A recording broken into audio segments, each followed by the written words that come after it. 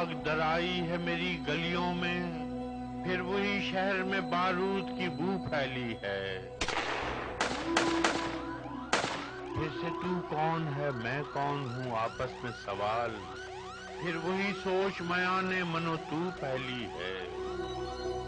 फिर वही खौफ की दीवार तजब्जुब की फजा, फिर हुई आम वही अहले रिया की बातें, नारे हुब्बे वतन माले तजारत की तरह, जिनसे अर्जा की तरह दीने खुदा की बातें।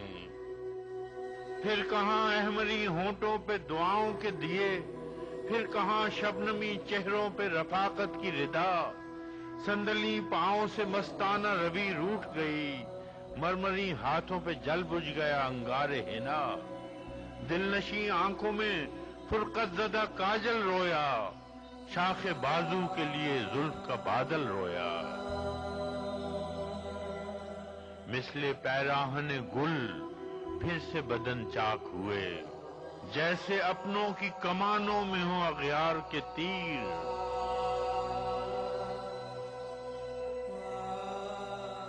इससे पहले भी हुआ चांद मोहब्बत का दुनीम, नोके दशना से खिंची थी मेरी धरती पे लकीर।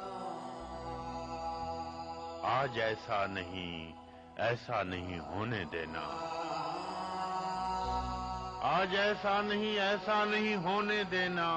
ऐ मेरे सोख्ता जानो मेरे प्यारे लोगो, अब के घर जल्जले आए तो कयामत होगी। मेरे दिलगीर मेरे दर्द के मारे लोगो, किसी गासिब किसी जालिम किसी कातिल के लिए खुद को तकसीम न करना मेरे सारे लोगों।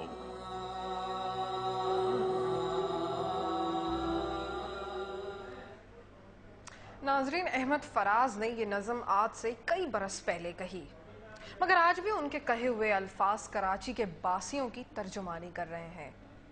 कराची में रोज बरोज खराब होती अमनो अमान की इंतहाई संगीन सूरत हाल शहरियों को जहनी मसाइल से दो चार कर रही है, जिसमें सबसे ज्यादा नौजवान, खवातीन और बच्चे नफ्सियाती तौर पर बीमारियों का शिकार हो रहे हैं। लोग अनजाने खौफ की वजह से हजार मसाइल के बावजूद अपना हक मांगने से गुरेजा हैं और उन्हें पुरतशद्दुद वाकयात से पाकिस्तानी माशरे में बेहिसी भी बढ़ रही है। अवाम तो अवाम, ख्वास भी मौजूदा हुक्मरानों और जमहूरियत से मायूसी उनके अंदर दिखाई देने लगी है।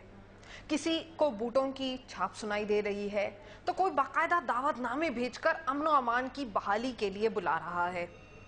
कराची में रेंजर्स का ऑपरेशन पहले ही जारी है, मगर यहाँ मजे की बात यह है कि ऐसा महसूस होता है कि कराची में शुरू होने वाला ऑपरेशन आम आदमी के साथ साथ भत्ताखोरों, दहशतगर्दों और कातिलों को भी एतमाद में लेकर किया जा रहा है। पहले तो सूबाई वजीर दाखिला ने ही खबरदार किया और एक सरकारी प्रेस रिलीज में मुजरिमों को इंतबाह किया कि वो कराची छोड़ दें वरना खैरियत नहीं। फिर सोचा गया कि वार्निंग देना मुनासिब नहीं, लिहाजा प्रेस रिलीज में तरमीम की गई, यानी कि मुजरिमों को कराची ही में रहने का कहा गया, लेकिन अपनी सरगर्मियों से फौरन बाज आ जाएं वरना उनकी खबर ली जा सकती है। अब और तो और सूबाई वजीर दाखिला मंजूर वसान साहब को भी मसालिहत और मोहब्बत भरे ख्वाब आना बंद हो गए हैं और अब वो स्मार्ट काउबॉय हैट पहनकर पुरएतमाद अंदाज में मीडिया का सामना कर रहे हैं। अब इसी असना में एक नई सरकारी इस्तलाह भी सामने आई है, सर्जिकल ऑपरेशन, जिसका मतलब तो शायद वक्त गुजरने के साथ साथ ही खुलेगा, मगर फिलहाल कराची की रौनकें बहाल करने और कत्लो गारतगरी की रोकथाम के लिए मुतासरा इलाकों में सर्जिकल ऑपरेशन का फैसला किया गया है। इससे पहले भी वफाकी वजीर दाखिला रहमान मलिक साहब इस नौयत की कार्रवाइयों के कई अनगिनत ऐलानात करते रहे हैं, मगर इस बार एक हफ्ते में 100 से ज्यादा अफराद की हलाकत के बाद ये फैसला सामने आया है कि मेरे मरने के बाद उसने जफा से तौबा, हाय ज़ौक़ पेशेमा का पेशेमा होना, माजी की तरह ये ऑपरेशन मफाहिमत बहाल होने तक महदूद रहेगा या अपने मकसद के हुसूल तक जारी रहेगा। यह ऑपरेशन सर्जिकल है या कॉस्मेटिक सर्जरी की तरह महज ज़ाहिरी नुक्स दूर करने के लिए, इस बात पर बहस आम है। हालात इतने बिगड़ चुके हैं कि अब ये कहना बहुत मुश्किल है कि हुकूमत की जानिब से ऐलानिया सर्जिकल ऑपरेशन का इकदाम कितना संजीदा फैसला है और क्या सर्जिकल ऑपरेशन के लिए वसाइल है? और अगर है तो इतने दिन ये कार्रवाई क्यों नहीं की गई? क्या पहले कत्ल करना सही था या भत्ता लेने की इजाजत थी? अब इन जराइम के लिए ऑपरेशन की क्या जरूरत है? ये तो कानून की हुक्मरानी की चीजें हैं जिनके खिलाफ कार्रवाई करने के ऐलानात की जरूरत नहीं होनी चाहिए।